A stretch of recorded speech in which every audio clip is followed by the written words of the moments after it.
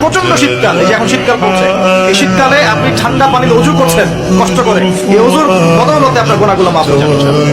চিন্তা করেন, আজকে রাতে শুয়ে চিন্তা করবেন যে আপনি পৃথিবীতে নাই, আপনি ডেড, আপনি মারা গেছেন।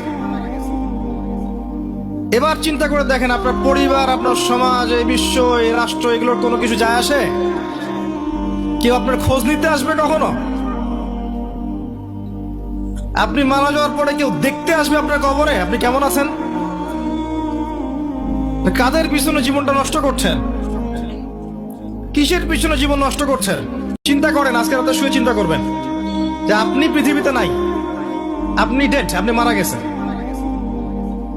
এবার চিন্তা করে দেখেন, আপনার পরিবার, আপনার সমাজ, এই বিশ্ব, এই রাষ্ট্র, এগুলোর কোনো কিছু যায় আসে? কেউ আপনার খোঁজ নিতে আসবে কখনো? আপনি মারা যাওয়ার পরে কেউ দেখতে আসবে আপনার কবরে আপনি কেমন আছেন? কাদের পিছনে জীবনটা নষ্ট করছেন? কিসের পিছনে জীবন নষ্ট করছেন?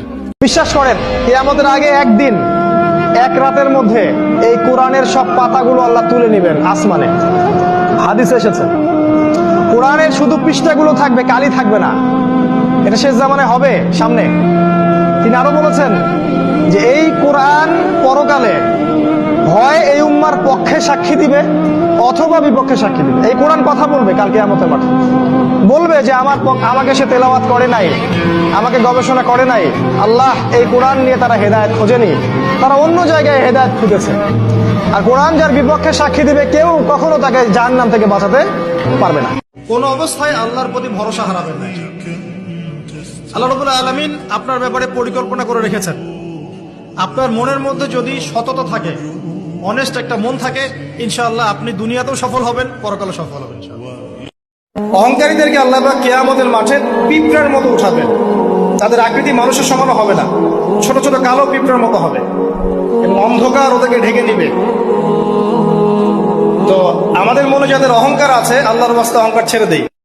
নবীজি বলেছেন, তোমাদের সামনে এমন যুগ আসছে যে যুগে ঈমান ধরে রাখাটা হাতের মধ্যে আগুন ধরে রাখার মতো হবে।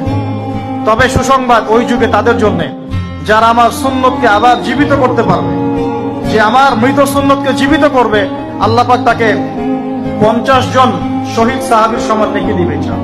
যখনই আপনার সামনে মুহাম্মদ নামটা উচ্চারিত হবে, কমপক্ষে সাল্লাল্লাহু আলাইহি ওয়াসাল্লাম অবশ্যই পড়বেন। একবার দরুদ শরীফ পড়লে 10টা নেকি হয়, 10টা গুনাহ মাফ হয়ে যায়।